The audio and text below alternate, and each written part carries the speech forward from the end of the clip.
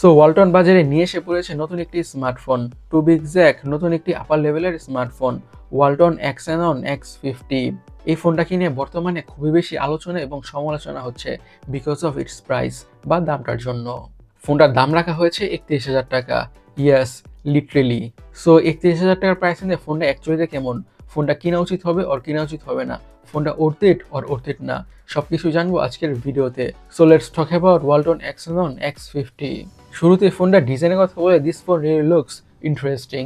ফোনটা দেখতে খুবই চমৎকার বা সুন্দর লাগছে, এটাতে কোনো সন্দেহই নাই। ফোনটার ব্যাক প্যানেলে আরও থাকছে গ্লসি এবং গ্রেডিয়েন্ট টাইপ ফিনিশ, যার কারণে ফোনটার প্রিমিয়ামনেস আরও বেশি বেড়ে গিয়েছে। স্পিকিং অফ প্রিমিয়ামনেস বেড়ে গিয়েছে, ফোনটার এই ক্যামেরা মডেলটার জন্য অথবা ক্যামেরা অ্যারেঞ্জমেন্টের জন্য ফোনটার প্রিমিয়ামনেসটা পিক করেছে। এই ক্যামেরা অ্যারেঞ্জমেন্টটা কিন্তু খুবই সুন্দর, একটা ফ্ল্যাগশিপ বা প্রিমিয়াম লেভেলের স্মার্টফোনের ভাইবস বা ফিল দিচ্ছে। আমরা বলবো 31,000 টাকার প্রাইস রেঞ্জে ডিজাইনটা good, nothing to complain about. এখন ফোনটার ডিসপ্লেটা কিনে কথা বলা যাক। ডিসপ্লেটা হচ্ছে 6.7 ইঞ্চের অ্যামোলেড ডিসপ্লে উইথ 120 হার্জের রিফ্রেশ রেট, আরও থাকছে 1000 নিটসের পিক বা ম্যাক্স ব্রাইটনেস, এবং এই ডিসপ্লেতে প্রোটেকশন হিসেবে ইউজ করা হয়েছে পান্ডা গ্লাস প্রোটেকশন। ওকে, এই প্যানেলটা full HD plus AMOLED panel হওয়ার কারণে যে কোনো ধরনের কন্টেন্ট, ইউটিউব ভিডিওস, মুভিজ বা সিরিজ, এনিথিং ওয়াচ করে বা দেখে খুবই ভালোভাবে এনজয় করা যাবে, সেই ব্যাপারে বা সেই বিষয়ে কোনো সন্দেহই থাকছে না।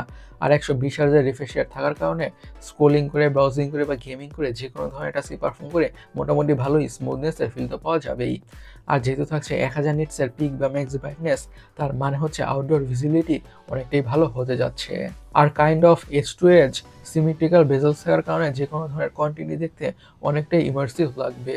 সো আমরা বলবো ডিসপ্লেটাও ঠিকঠাক আছে, নাথিং টু কমপ্লেন অ্যাবাউট 31,000 টাকার প্রাইস রেঞ্জে। বাট স্পিকিং অফ কমপ্লেন, ফোনটাতে ইউজ করা হয়েছে MediaTek Helio G100। Like seriously, একটি 31,000 টাকার স্মার্টফোনে মিডিয়াটেক হিলিও G100, এটা kind of disappointing. Don't get me wrong, প্রসেসরটা যে খারাপ বা লো পারফর্মিং প্রসেসর তা কিন্তু নয়, প্রসেসরটা প্রিটি গুড, বাট দাম হিসাবে বা প্রাইসের হিসাবে প্রসেসরটা ঠিক নাই। 15-20, হ্যাক ইভেন 25,000 টাকাতেও এই প্রসেসরটা বা চিপসেটটা চলে, বাট নট 31,000 টাকায়। আমরা ওয়ালটনের কাছে 31,000 টাকায় আরও বেটার প্রসেসর আশা করতেই পারি। বাট এই ফোনটাতে day to day regular task, social media using, switching between apps, টুকটাক মাল্টিটাস্কিং, এমন যত ধরনের কাজ আছে ফোনটা মোটামুটি ভালোভাবেই হ্যান্ডেল করে ফেলবে। খুব বেশি হেভি প্রেশার না দিলে অথবা খুব বেশি মাল্টিটাস্কিং না করলে তখন ফোনটি থেকে খুব একটা বেশি ল্যাগের ইস্যু বা হ্যাংয়ের ইস্যু ফেস করতে হবে না। বাট স্মার্টফোনটাকে খুব বেশি হেভি প্রেশার দিলে, বাট খুব বেশি হেভি গেমিং করলে তখন স্মার্টফোনটি থেকে অবভিয়াসলি ল্যাগের ইস্যু বা হ্যাংয়ের ইস্যু ফেস করতে হবে। Keep this in mind. MediaTek Helio G100 একটা good processor, but not that level of powerful processor. ফোনটার র্যাম এবং স্টোরেজ ভেরিয়েন্সের কথা বলে 16 GB র্যাম এবং 256 GB ভেরিয়েন্টে পাওয়া যাবে। এই ফোনটার এই ব্যাপারটা অ্যাপ্রিসিয়েট করার মতোই। এখন ফোনটার অপটিক্স বা ক্যামেরাটাকে নিয়ে কথা বলা যাক। ফোনটার ক্যামেরা মডেলটা অথবা ক্যামেরা ডিজাইনটা দেখে মনে হয় যে থাকছে 4টা ক্যামেরা, বাট অ্যাকচুয়ালিতে কাজের সেন্সর হচ্ছে 2টা। থাকছে 64 মেগাপিক্সেলের সনি সেন্সর, আর থাকছে 8 মেগাপিক্সেলের আল্ট্রা ওয়াইড অ্যাঙ্গেল সেন্সর, আর একটা থাকছে 0.08 মেগাপিক্সেলের হুদাই দিছে একটা ইউজলেস ক্যামেরা। আর ফোনটির ফ্রন্টে ইউজ করা হয়েছে 32 মেগাপিক্সেলের সেলফি ক্যামেরা। আচ্ছা, ফোনটার প্রাইমারি সেন্সরটাতে অথবা প্রাইমারি ক্যামেরাতে সনি সেন্সর ইউজ করার ফলে মোটামুটি ভালো কোয়ালিটির ছবি আর ভিডিওই পাওয়া যাবে। ফোনটার পিকচার কোয়ালিটি থেকে এবং ভিডিও কোয়ালিটি থেকে আশা করি ডিসঅ্যাপয়েন্টেড হতে হবে না। আর প্রাইমারি ক্যামেরাটার অ্যাপারচার হচ্ছে f1.8, তার মানে হচ্ছে লো লাইটও মোটামুটি ভালো কোয়ালিটির পিকচার্স আর ভিডিওসে ক্যাপচার করবে স্মার্টফোনটি। সো ইয়া, এই প্রাইস রেঞ্জে অথবা এই দামে ক্যামেরাটা স্ট্যান্ডার্ডই বলা যেতেই পারে।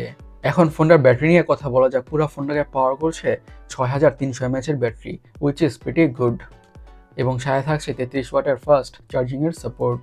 এই 6300 mAh এর ব্যাটারি থেকে স্মার্টফোনটাকে মিডিয়ামভাবে ইউজ করলে খুব ইজিলি 1 থেকে 1.5 দিনের মতন তো ব্যাটারি ব্যাকআপ পাওয়া যাবেই।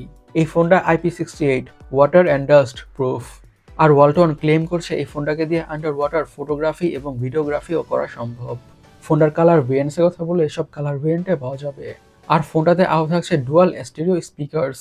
আর গাইস, এই ফোনটার একটা মজার ব্যাপার হচ্ছে ক্যামেরার পাশে যে গোল রিংটা দেখতে পাচ্ছেন সেটা হচ্ছে ব্রিদিং হোলো লাইট। কল আসলে বা নোটিফিকেশন আসলে কালার চেঞ্জ হবে। ইন রিয়েল লাইফে কতটুকু ইউজফুল হবে সেটাই দেখার বিষয়। এখন এই ফোনটাকে নিয়ে আমাদের লাস্ট ভার্ডিক্টের কথা বললে, ফোনটার প্রসেসরটা ছাড়া অথবা চিপসেটটা ছাড়া ফোনটার ওভারঅল মোটামুটি সবকিছু আমাদের ভালো লেগেছে। যে দামে বা যে প্রাইস রেঞ্জে স্মার্টফোনটা বাজারে এসেছে সেই প্রাইস রেঞ্জে অবভিয়াসলি আরও বেটার প্রসেসর বা বেটার চিপসেট এক্সপেক্টেড ছিল। এখন এই ফোনটা আপনারা কিনবেন আর কিনবেন না সম্পূর্ণ আপনাদের ডিসিশন। সো গাইস, আমাদের আজকের ভিডিওটা এই পর্যন্তই। আমি সৈকত, সাইনিং আউট।